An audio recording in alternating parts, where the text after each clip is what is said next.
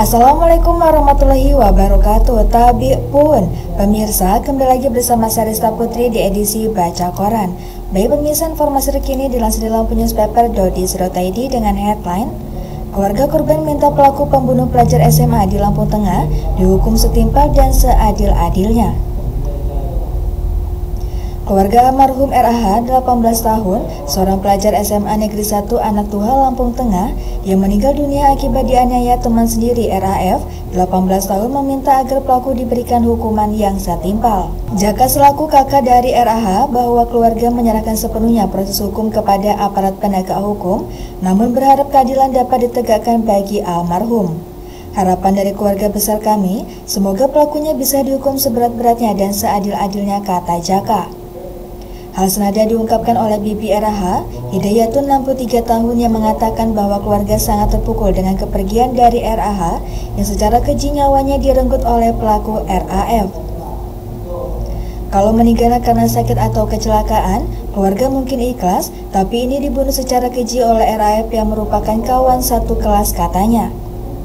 Hidayatun menuturkan bahwa RAH adalah pribadi yang baik dan penurut. Almarhum ini anaknya baik, tidak aneh-aneh, kata gurunya. Di sekolah juga anaknya yang baik. Di rumah setelah pulang sekolah juga membantu ibunya mencari sawit untuk beli bensin untuk pergi sekolah, ujarnya.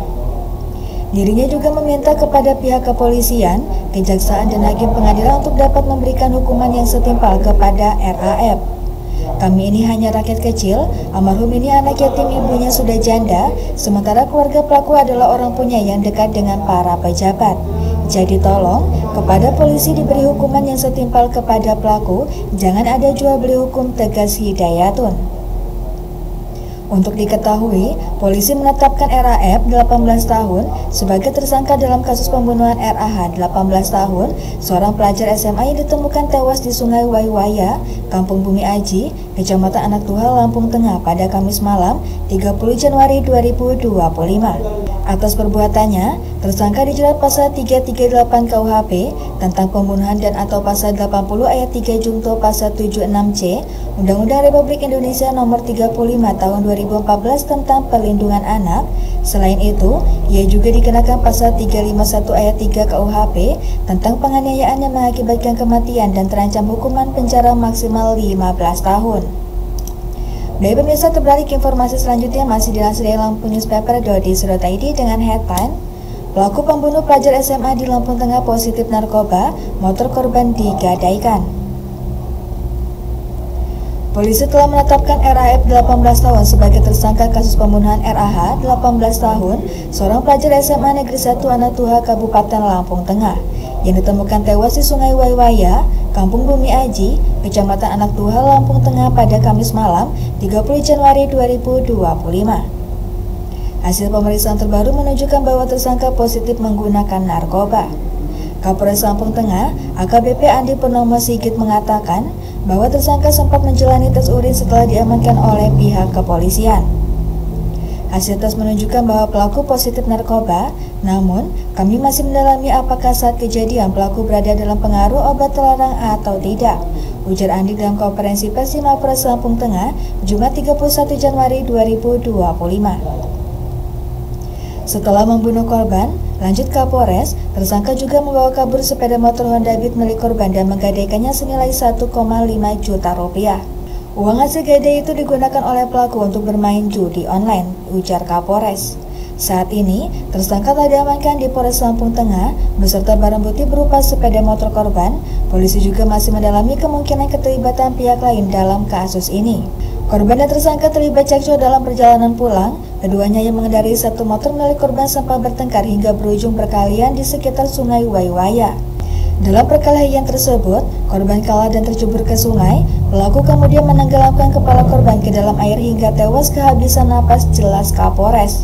Atas perbuatannya, tersangka dijerat pasal 338 KUHP tentang pembunuhan dan atau pasal 80 ayat 3 Jungto pasal 76C Undang-Undang Republik Indonesia Nomor 35 Tahun 2014 tentang Perlindungan Anak. Selain itu, ia juga dikenakan pasal 351 ayat 3 KUHP tentang penganiayaan yang mengakibatkan kematian. pelaku diancam hukuman penjara maksimal 15 tahun. Kami masih mengembangkan kasus ini, termasuk mendalami apakah pelaku dalam pengaruh narkoba saat kejadian, tandas Andik Purnomo. Baik pemirsa, terbalik informasi yang terakhir yang dilansir dari Lampung.id dengan headline PLN cepat tanggap atasi dampak cuaca ekstrim, pulihkan listrik untuk 29.000 pelanggan dalam 3 jam. Hujan deras disertai angin kencang yang melanda berbagai wilayah di Lampung pada Selasa 4 Februari mengakibatkan pohon tumbang dan banjir. Cuaca ekstrim ini juga berdampak pada infrastruktur kelistrikan, menyebabkan gangguan pasokan listrik ke banyak pelanggan. Hingga pukul 15.18 waktu Indonesia bagian Barat, PLN Unit Induk Distribusi Lampung melaporkan 33 penyulang mengalami gangguan yang berdampak pada 1.721 gardu distribusi dan mematikan listrik bagi 174.965 pelanggan.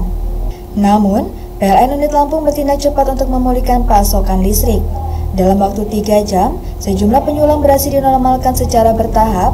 Pada pukul 18.20 waktu Indonesia bagian Barat, sekitar 24% penyulang atau sekitar 29.000 pelanggan sudah mendapatkan pasokan listrik kembali.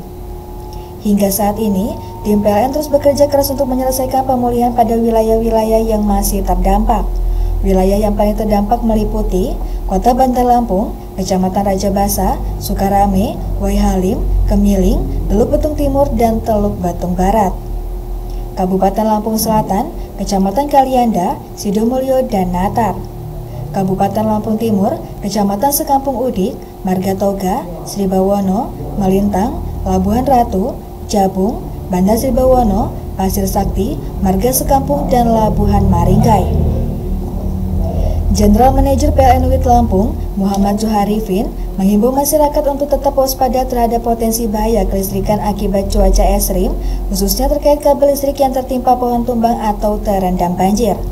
PLN berkomitmen untuk mempercepat pemulihan sistem kelistrikan agar pelanggan dapat kembali menikmati layanan listrik dengan aman dan nyaman, kata Zuharifin.